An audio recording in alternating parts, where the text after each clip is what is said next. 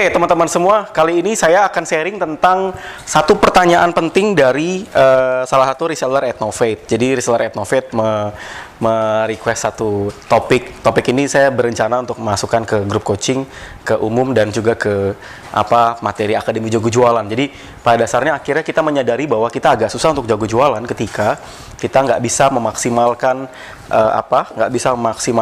waktu, nggak bisa memaksimalkan potensi karena kita masih terikat di pekerjaan. Kembali lagi teman-teman, saya tidak memaksa teman-teman untuk resign. Saya tidak memaksa teman-teman untuk keluar dari pekerjaan kantor, tetapi saya harus menekankan bahwa akan ada masa di mana ketika bisnis kita makin besar, kita harus mengambil pilihan. Itu satu hal yang tidak bisa kita hindari, kayak gitu sih. Itu hal yang sederhana yang tidak bisa kita hindari. Kembali lagi teman-teman, saya bukan di ranah memaksa teman-teman untuk resign. Saya bukan di ranah tipikalnya yang kayak di beberapa orang segelintir, pokoknya langsung resign aja. No, saya enggak. Karena dulu saya pernah karyawan juga. Saya sadar bahwa ketika saya resign dengan cara yang salah. Saya resign, bisnis saya masih nggak jelas, akhirnya saya resign. Kayak gitu sih. Tetapi kali ini, di depan sudah ada pertanyaan, ini di depan ditanyakan langsung oleh salah satu sahabat rekan reseller kita, namanya siapa? Namanya siapa teman-teman? Namanya Mas Izzy, namanya Mas Faizi. Beliau berencana resign. Nggak apa-apa. Jadi pada dasarnya adalah beliau menanyakan beberapa poin penting yang saya mau sharingkan, tidak terstruktur, tetapi saya mau men-sharingkan tentang pengalaman saya ketika saya resign. Dan harapannya ketika teman-teman menonton video ini, semoga bisa menolong teman-teman mempersiapkan resign dengan baik. Kembali lagi, menjadi karyawan itu bagus, menjadi pengusaha itu bagus. Usahawan, karyawan itu nggak ada masalah. Yang menjadi masalah ketika profesi kita tidak berdampak apa-apa. Bayang ya, profesi kita nggak berdampak apa-apa. Gitu-gitu aja, nggak berkembang, nggak ada kreasi, nggak bermanfaat. Itu yang menjadi masalah. Oke? Siap ya? Udah siap belum nih? Siap ya. Ini materi buat teman-teman guru coaching dan Akademi Jago Jualan. Yang pertama adalah, Mas, tabungan resign. Kayak gimana, Mas? Jadi gini, kalau saya mau resign, banyak orang bilang, pokoknya langsung resign aja tanpa tapi, tanpa nanti. Saya sarankan, kalau itu terlalu kanan. Kalau bisa ada kirinya, pertimbangan juga, otak kanan, otak kiri. Jadi tabungan resign itu maksudnya kayak gini, teman-teman perlu ada backup. Meskipun teman-teman semangat banget menggebu-gebu, habis ikut seminar, tetap harus punya backup. Beberapa financial planner backup tabungan resign itu setidaknya minimal 3 kali biaya hidup bulanan. Teman-teman boleh catat, minimal 3 kali biaya hidup bulanan. Misalnya satu bulan saya cost-nya 4 juta atau 5 juta, maka 3 kalinya 15 juta. Teman-teman harus punya tabungan itu, ya, minimal. Boleh 6 kali, boleh 7 kali, boleh 10 kali, terserah. Intinya adalah minimal 3 kali biaya hidup. Tujuannya adalah teman-teman, kita nggak pernah tahu kenapa dengan bisnis kita, dengan usaha kita. Maka kita punya backup. Pokoknya hidup tuh butuh strategi. Life butuh strategi. Strategi yang satu yang penting adalah teman-teman harus punya backup plan. Salah satunya adalah tabungan resign. Oke? Kebayang teman-teman ya, tabungan resign itu minimal 3 kali biaya hidup. Saya akan hapus pertanyaan pertama. Yang kedua, menanggapi pendapat ortu atau mertua. Nih saya mau cerita. Jadi waktu saya resign, teman-teman, itu selama 3 tahun berturut-turut. Selama 3 tahun berturut-turut itu orang tua saya nggak pernah mengizinkan saya jadi pengusaha. 3 tahun. Enggak sampai 3 tahun sih. 2 tahun 7 bulan.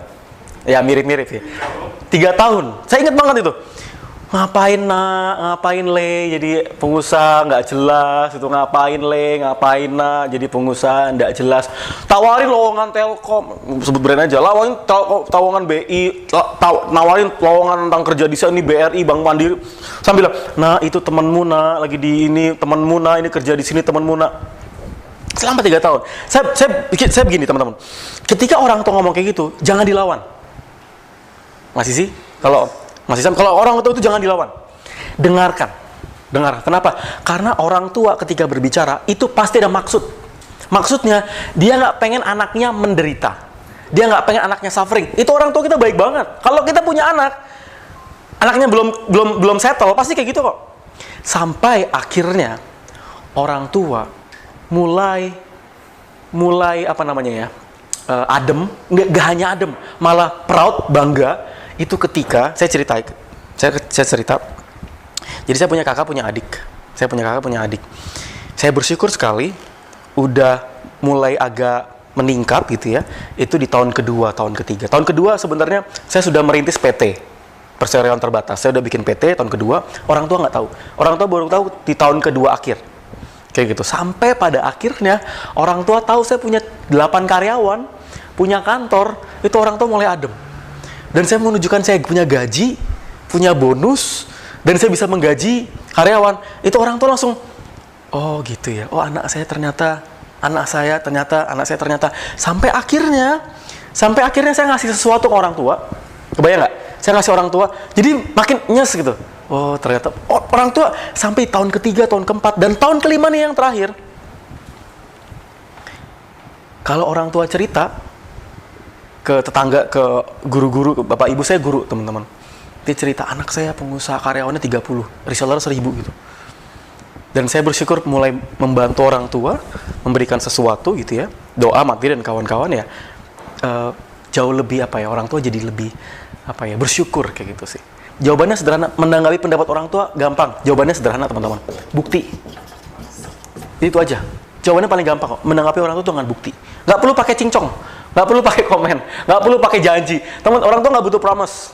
Orang tua butuh janji. Janji something, kasih sesuatu, kayak gitu. Janji kasih tahu bahwa anak-anak kita, istri kita atau apa bisa hidup, kayak gitu sih. Kasih tahu. Dan kalau perlu kasih tahu, maaf Pak, jangan khawatir, saya sudah punya tabungan cadangan, kayak gitu sih. Itu jadi salah satu sederhana menanggapi orang. Jadi teman-teman jangan melawan. Apalagi teman-teman masih mahasiswa atau apa, jangan melawan. Dengerin orang tua. Teman-teman tunjukkan, kasih penjelasan ketika dengan bukti. Itu lebih enak. Itu kayak jualan produk teman-teman. Bisa closing orang tua, bisa closing orang tua atau pacar. Ketika teman-teman kasih bukti, ya, bayang ya. Dulu istri saya, waktu itu masih pacar gitu ya. Ini beda karena karena istri saya itu lebih percaya gitu sama saya. Jadi waktu saya usaha pertama kali ayam bakar, mie ayam. Bertahun-tahun saya nggak ada penghasilan, beneran. Setelah saya resign, saya nggak ada penghasilan. Ini teman-teman mending loh, udah karyawan, udah bisa ada penghasilan dari bisnis, udah resign masih ada penghasilan. Saya boro-boro. Ini belum pernah cerita dengar saya. Jadi saya bercerita. Jadi waktu tahun 2011 saya resign. Januari saya bikin ayam bakar, Februari saya bikin mie ayam, saya punya 2 cabang. Bulan ketiga cabangnya ditutup semua karena nggak menghasilkan. Benar-benar saya nggak bangkrut teman-teman. Saya tidak bangkrut, tapi saya tidak untung. Bangkrut itu ngutang, gulung tikar, nah itu bangkrut. Kalau saya nggak untung, iya nggak menghasilkan apa-apa gitu. Buat apa? Kayak kerja bakti, yayasan, kerja bakti, sukarelawan kayak gitu sih. Benar. Kayak gitu. Jadi cuma saya sadar bahwa saya nggak boleh kayak gini-gini terus. Saya mulai bikin bisnis baru, bikin agency, terus fokus di media sosial waktu itu saya. Akhirnya saya baru merangkak punya klien beberapa gitu. Tapi saya sadar bahwa saya bikin bisnis karena ikut-ikutan. Teman-teman jangan pernah bikin bisnis karena ikut-ikutan. Saya ikut-ikutan waktu itu. Dipaksa jadi pengusaha, ikut motivasi gitu, terus salah karena saya nggak mempersiapkan dengan baik. Nah, persiapan sebelum resign. Persiapan pertama sebelum resign teman-teman persiapkan mental, itu penting. Nih, saya bahas juga mental yang lemah gitu ya. Aduh, materinya mental yang lemah nih requestnya. Teman-teman harus punya mental yang kuat. Ini penting ya. Jadi, bagaimana bangun mental yang kuat? Sederhana adalah hidup cuma sekali. Kalau hidupnya lemah itu biasanya kita mudah baper. Segala sesuatu dipikirin tapi nggak pernah di action kan, dipikirin, aduh gimana ya kalau saya nanti bisnis, gimana ya kalau ini, masih pikirin gimana ya, tapi nggak pernah ada action.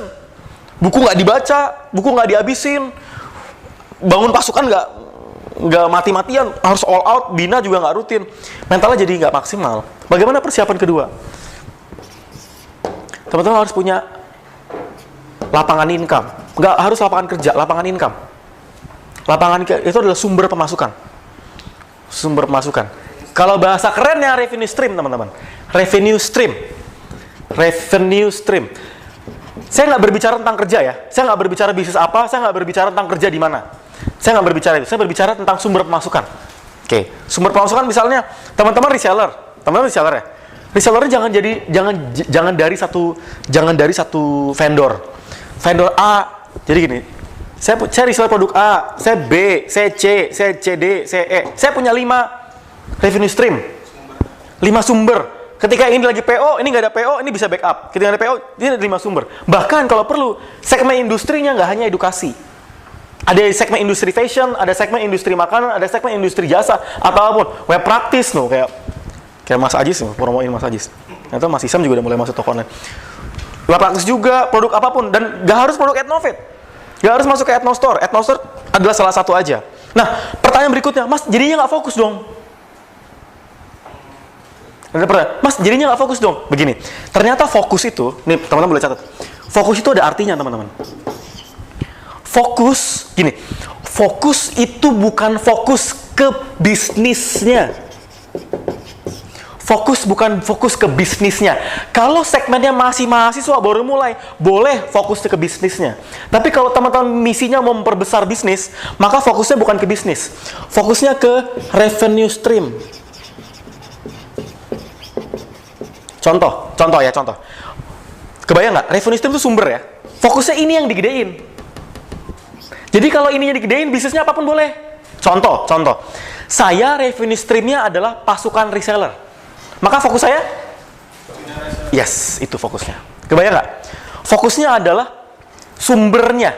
Jadi jangan, kalau kita fokusnya bisnis cuma satu, itu kayak naruh telur ke satu keranjang. Kebayang nggak? Kalau ini masalah nih, Mas Hermas tiba-tiba, kenapa? Saya udah malas bikin buku. Saya udah malas bikin produk ini. Saya udah fokusnya jualan hijab misalnya. Kayak gitu, kebayang nggak? Maka fokusnya di revenue stream. Fokusnya apa? Saya bangun pasukan, banyak. Sehingga akhirnya, teman-teman mau produk apapun masuk. Revenue stream ini masuk. Produk ini mau dijualan. Apalagi ketika mau lebaran. Jualan kurma, jualan madu, jualan hijab, jualan apa lagi? Cake, jualan apa. Nah, tapi revenue streamnya, tadi fokusnya, pasukan.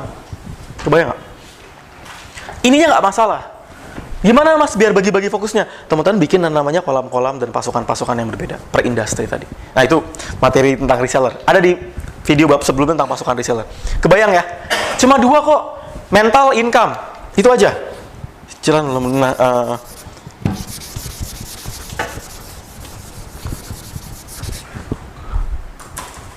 Ini kotor nih. Kebayang ya? Tambahin terakhir. Apa persiapan? Ini persiapannya. Yang ketiga adalah cara kerja. Ini ada di buku Bisnis dari Rumah. Saya bahas nih, cara kerja, gaya kerja. Saya nggak pernah bahas tentang gaya kerja. Itu penting loh. Bener, gaya kerja itu penting loh. Believe it or not, gaya kerja itu penting dibahas. Saya orang malas, saya harus ngakuin. Halo teman-teman reseller dan teman-teman pembaca saya orang malas. Beneran, saya orang malas. Malas nulis, malas posting, malas interaksi. Kalau saya boleh jujur, saya malas benar reseller, malas. Buat reseller yang nonton, saya malas benar reseller. Saya malas ke kantor. Saya maunya di rumah, makan, tidur, nonton, browsing. Ketawa boleh. Saya malas, teman-teman. Saya cuma pengen makan, tidur. Teman-teman tahu nggak, saya lagi ngomongin apa? Saya lagi ngomongin apa? Ini curhat ya. Saya lagi ngomongin apa? Saya lagi ngomongin tentang ini yang sebenarnya Hermas. Lihat deh, semua orang di dunia itu seperti saya. Saya jamin. Beneran. Semua orang di dunia pasti kayak Hermas. Males. Kalau bahasa istilahnya itu ada daging. Tahu daging nggak? Ada sifat kedagingan. Tahu? Sifat daging itu kayak kita itu pengennya nggak bohong, tapi pengennya bohong. Bener nggak? Kita tuh pengennya kerja, tapi sebenarnya kalau boleh milih saya nggak mau kerja. Bener nggak? Saya tuh pengen dapat income, tapi lebih pengen dapat income tapi nggak ngapa-ngapain. Kebayang nggak? Terus gini, responnya apa Mas Hermas?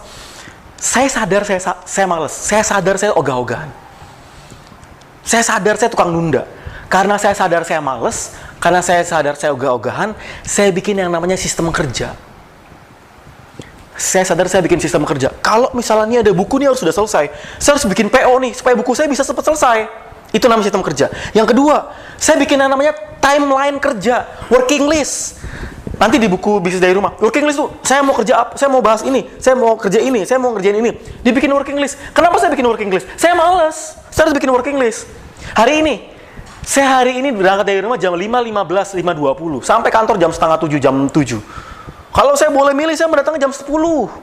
Beneran. Tapi kenapa saya mau bela-belain? Karena saya males, saya memaksa diri untuk duluan datang dibanding saya udah bangun tidur lagi. Daripada saya akhirnya kejebak males, mendingan saya baru para males, teman-teman. Jadi ketika udah para males, saya langsung pindah kuadran. Supaya saya jangan mikirin. Teman-teman tahu, kayak gini. Lagi ada cewek nih. Ada cewek. Cantik banget. Cantik banget. Ininya, kemana-mana. Minim lah pokoknya gitu. Nggak usah komen juga. Mas Ade, masuk ke kamera. Ada dua pilihan ketika orang ngeliat. Ada dua pilihan ketika orang ngeliat cewek minim di depan. Ketika dia liatin, terus dia mikirin kotor. Yang kedua, dia liatin, cukup tahu, abis itu udah, moving. Itu mirip kayak gini. Ada burung terbang di atas kita, lihat ya, hinggap di atas kita. Kita punya pilihan untuk bikin burung itu, mohon maaf, apa namanya? Nelek, tau nelek? Kita punya pilihan burung itu nelek di kepala kita, atau kita usir. Kita punya pilihan, dan itu biasanya pilihannya hanya hitungan detik. Beneran. 3 detik pertama itu pilihan. Ketika udah di atas nih, burung itu hitungan detik kok nelek. Kenapa? Burung udah hinggap tuh pasti mau nelek. Bener gak? Beneran. Nah, itu kayak cewek tadi. Kita nggak bilang cewek yang salah. Cowok juga, cowok ganteng, dadanya bidang, brewokan di mana-mana badannya gitu. Cewek-cewek yang nonton gitu. Cowoknya ganteng banget kayak artis India gitu. Kebayang nggak?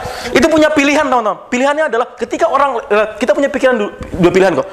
Liatin pikiran kotor, dosa, atau cukup tahu. Abis itu lihat tuh, baru kemarin waktu saya ke Bandung, jadi saya lagi makan di salah satu fast food, di depan saya ada cewek cantik banget, kemana-mana. Saya punya dua pilihan saya liatin terus, atau saya pindah. Mas Irma, so suci banget. Hati kecil gue mau main lihat terus, gedagingan, balik mirip kayak males ini tadi, cara kerja males, mirip kayak burung tadi, diusir. Naluri manusia itu berdosa, pasti, bener gak? Makanya, ibadah itu penting untuk ngejagain kita. Kebayang? Manusia itu punya naluri. Karena gini, reseller itu pasti malas, pasti. Pengusaha aja malas kok. Orang rajin hitungan jari, bener deh. Tapi lihat deh, ketika kita sadar kita malas, ketika kita sadar kita punya kelemahan, itu mirip kayak burung di atas kita. Tinggal beberapa detik nunggu dia nelek karena kita malas. Misalnya kita bangun nih, habis bangun, kita punya pilihan untuk tidur lagi kan? Bener nggak? Itu kan hitungan detik, tek, atau kita bangun. Saya tadi pagi, ketika saya bangun jam 4:30, jam 4, saya punya pilihan untuk tidur lagi kok. Istri saya lagi di sebelah, tidur, enak banget, saya pengen tidur lagi aja. Beneran, tapi saya sadar, saya nggak boleh gitu. Kenapa? Perhatiin baik-baik, teman-teman boleh catat. Catat. Keberhasilan bisnis seseorang ditentukan dari gaya kerjanya. Itu dia. Keberhasilan bisnis seseorang itu ditentukan dari gaya kerjanya. Bukan dari pinter. Bukan dari smart, bukan dari cerdas, bukan dari strategi. No. Bukan dari dia background kuliah, enggak. Bukan dia dari background apapun, enggak. Itu ditentukan dari gaya kerjanya. Makanya ada istilahnya apa? Ya kan? Gaya kerja ya. Istilahnya apa, teman-teman? Kesuksesan seseorang itu nggak ditentukan dari hebatnya dia, pintarnya, gantengnya, atau apapun. Dilihat dari mana? Konsisten, istiqomah. Bener nggak? Selalu buku-buku saya bilang konsisten. Gaya kerja, teman-teman. Gaya kerja. Saya bingung bikin postingan, bangun jam 5. Kebayang ya? Intinya istiqomah, intinya konsisten. Gaya kerja. Jadi kalau ada pertanyaan, Mas persiapan apa kalau saya mau resign? Mental, income, cara kerja. Ini aja. Lapangan income, mental, gaya kerja. Ini sederhana banget. Saya sadar, waktu saya memulai saya nggak mempersiapkan ini. Saya cuma persiapan mental doang. Mental gedebuk, tau nggak gedebuk? Bodoh amat. Saya gitu orangnya. Tabrak sana, tabrak sini. Tapi saya sadar, nggak semua orang bisa kayak gitu. Saya harus bangun lapangan income, revenue stream. Yang ketiga, cara kerja. Oke, teman-teman, kalau mau jago jualan, terapin ini, 3 poin ini. Kayak gitu ya. Cicilan belum lunas. Nah, ini curhatan orang. Curhatannya. Beberapa orang pasti, teman-teman perhatiin baik-baik. Definisi cicilan adalah teman-teman punya tanggungan yang teman-teman harus segera bayar. Maka saran saya, bagaimana cara solusinya? Gampang. Solusinya adalah teman-teman income-nya harus di atas ini. Itu pasti. Kayak gitu. Jadi, kalau misalnya biar cepat lunas gimana? Teman-teman harus bisa di atas ini. Di atas ini. Kalau cicilan lunasnya bisa memungkinkan di atas income, maka teman-teman bisa langsung putuskan. Tapi kalau ini masih belum beres, selesaiin dulu. Kebayang nggak? Selesaiin dulu. Tapi saran saya, teman-teman, maka gedein ininya. Maka ini bisa. Saya punya tanggungan, saya punya cicilan kok. Tapi saya sadar, saya harus gedein yang namanya revenue stream. Oke. bisnis masih starting. Teman-teman, kalau pertanyaan bisnis masih starting, maka growing. Growing kan? Ini kayak mirip kayak gini, teman-teman. Saya mau mulai bisnis. Ya udah mulai. Kebayang nggak? Ini kendala. Kendala saya mau resign. Tapi nggak jadi resign, kenapa? Bisnis masih starting. Ya growing kan gitu. Kebayang, kita terjebak pada pola pikir yang pengennya filosofis. Jangan. Entrepreneur tuh nggak kayak gitu, teman-teman, gayanya. Kecuali teman-teman bisnisnya bisnis motivasi. Kebayang nggak? Nggak kebayang nggak maksudnya? Saya mau mulai bisnis. Terus, so what? Ya mulai gitu. Saya mau mulai bisnis, Mas, dari rumah. Terus, ya mulai, growing kan. Mas, saya masih starting. Gedein. Gimana gedein? Baca buku, ikutin training, ikut workshop. Maunya gratisan juga, baca FB Group. Nggak mau baca FB Group juga. Apa jawabannya? Ke laut aja. Ya benar, ke laut aja. Ya, soalnya banyak yang nanyain kayak gini, bisnis my starting ya. Kalau bisnis my starting ya mulai, kerjakan, maksimalkan. Dan bikin timeline. Nah ini dia, ini penting, catatannya. Teman-teman perhatiin baik-baik. Ada yang namanya time target. Kebanyakan orang mau resign, mau punya bisnis sendiri, dia tuh nggak kepikiran. Dia tuh nggak pernah kepikiran punya target, jebret. Mau nikah, nanti aja, pokoknya nunggu dapat wangsit, nanti aja, nunggu duitnya banyak. Definisi duit yang banyak tuh berapa? Kebayang nggak? Nunggu dapat ini, nunggu yang cocok, nunggu 40 tahun kemudian. Sampai umur 50 tahun nggak punya pacar, nggak punya istri. Kebayang nggak? Gara-gara apa? Kita punya bikin standar nggak penting. Padahal standar pentingnya, kapan nih waktu untuk resign nih? Kapan waktunya? Target setahun, 6 bulan, maka dikejar. Kalau misalnya saya 6 bulan, maka saya harus punya tabungan minimal 20 juta, itu misalnya tadi. Time targetnya harus clear. Kalau nggak akan gerak, teman-teman. Itu kayak tipikal orang, saya mau. Hanya sebatas apa? Mau. Kayak gitu. Time target penting ya, teman-teman. Bagaimana bikin time target, Mas? Gampang. Tulisan gede-gede di whiteboard, saya mau resign, atau saya mau bisnis, saya mau. Nggak masalah, saya nggak bilang teman-teman harus. Saya mau kerja maksimal, nah, kantoran maksimal. Saya mau jadi bos CEO kantor ini. Karena saya nggak maksa teman-teman jadi entrepreneur ya. Maksimal kurang dari 3 tahun. Kalau nggak sampai 3 tahun, maka izinkan saya kemarin apa? Hukumannya? Ngupel musola 100 musola. Itu gempor deh. Tapi kebayang ya. Nah ini lihat ya. Nih, pertanyaan berikutnya. Mas, mengatasi kejenuhan gimana? Balik lagi, jenuh itu mindset. Bosan tuh mindset. Bosan tuh mindset. Masalahnya adalah kita kelamaan nggak di jenuh sama bosan. Jadi, saya suka bosan, saya juga jenuh. Nah, masalahnya adalah kita mau moving nggak? Mau gerak nggak? Banyak kok di luar sana. Kita bisa main ke Gramedia, kita bisa main jalan-jalan. Makanya, kadang-kadang orang suka ada bercanda-bercanda kan. Misalnya, ini marah-marah mulu, mungkin dia kurang piknik. Kebayang nggak?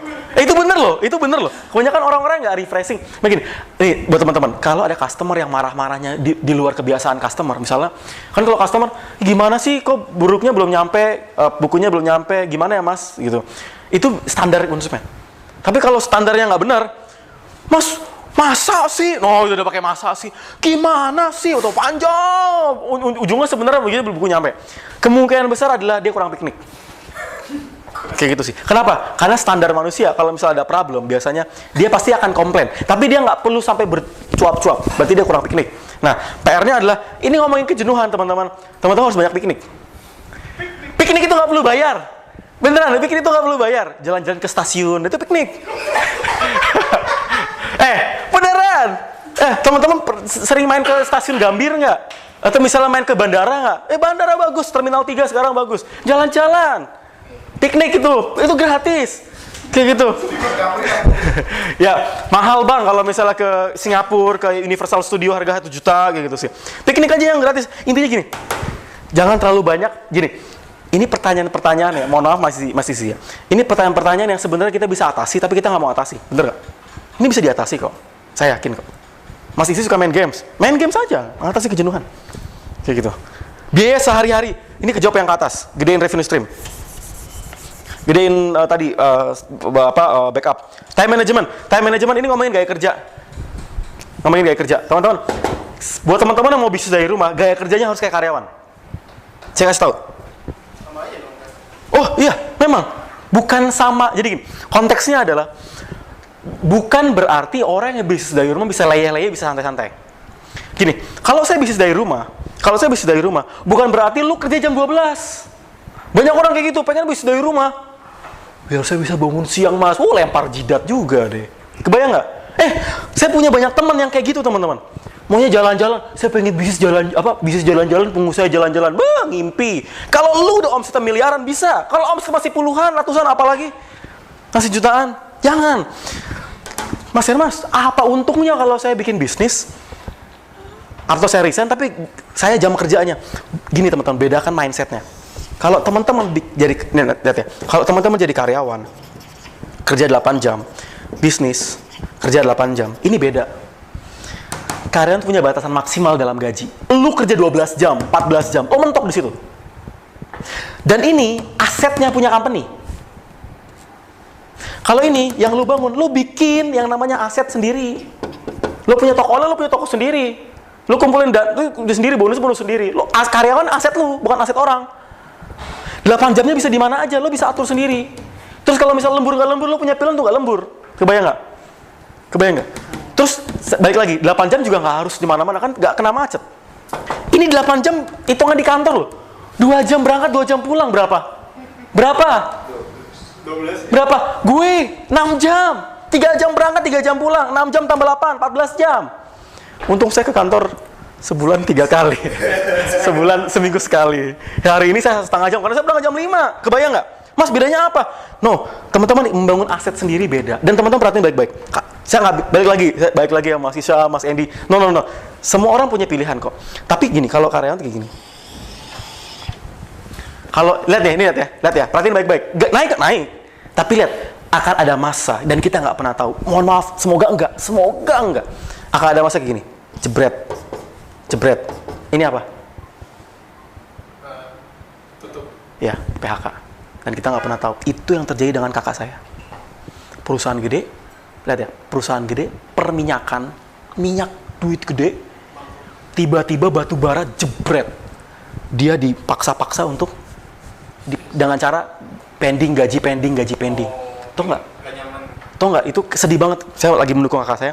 Kenapa? Dibikin nggak nyaman supaya dia nggak bisa, supaya dia resign. Bukan di PHK. Kalau di PHK kan dapat pensiun, dapat pesangon, kayak gitu. Itu sedih. Karyawan sama bisnis sama-sama resiko kok. Sama-sama resiko. Kayak gitu. Nah, tapi kalau tadi karyawan ya, ini karyawan naik. Kalau bisnis kayak gini teman-teman, ini saya harus akui, saya ngalamin sendiri. Tidak bisa kayak gini. Naik, jatuh, naiknya tinggi, jatuhnya juga tinggi, naik, jatuh, naik. Kebayang nggak? Ini mirip kayak saham. Ini mirip kayak bank.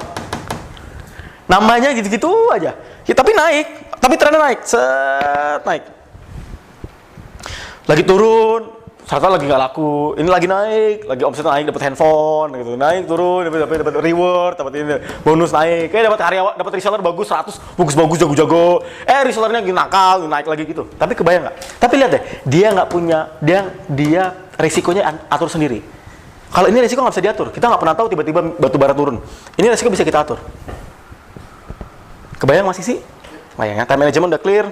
Mengalau interruptor, saya nggak bahas teman-teman, ini cuma bahas gaya kerja aja ya. Maksudnya bisa diatur kok. Misalnya kayak istri saya minta diperhatiin, maka ya PR-nya teman-teman harus mulai persiapkan punya waktu yang baik untuk bisa bagi waktu dengan istri.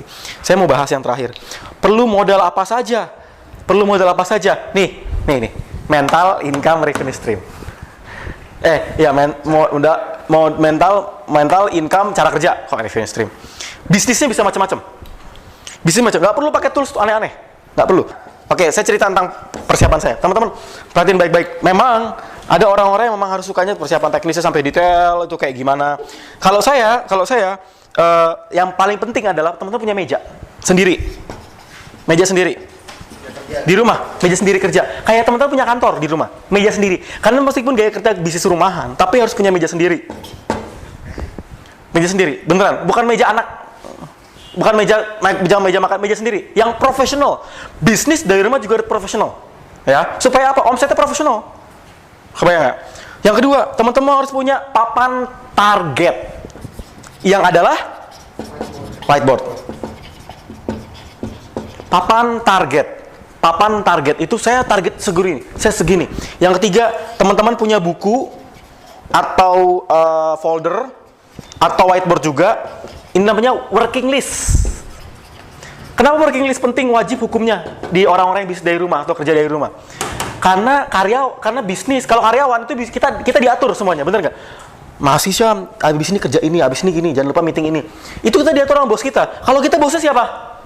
Sendiri-sendiri. Kita punya dua pilihan, leyeh-leyeh, ongkang-ongkang kaki, tapi duit kagak datang. Karena bisnis baru mulai, kecuali bisnis udah gede. Atau kita atur sendiri. Nah, kita harus atur waktu. Bayang nggak? Kayak gitu. Ya. Meja sendiri, papan target, ini. Yang keempat, ini nggak perlu modal gede ya teman-teman. Beli bekas aja, beli bekas. Meja beli bekas, beneran. Beli bekas, nggak masalah ya. Yang keempat, ini pengalaman saya pribadi. Handphone dan laptop ini wajib. Plus internet. HP, laptop, internet. Balik lagi, nggak usah yang bagus-bagus. Yang bekas saja, laptop juga yang bekas saja. Ya, yang ini bekas saja. Yang kelima, ini penting, sepenting-pentingnya, super duper penting. Nomor rekening berbeda. Nah, itu dia.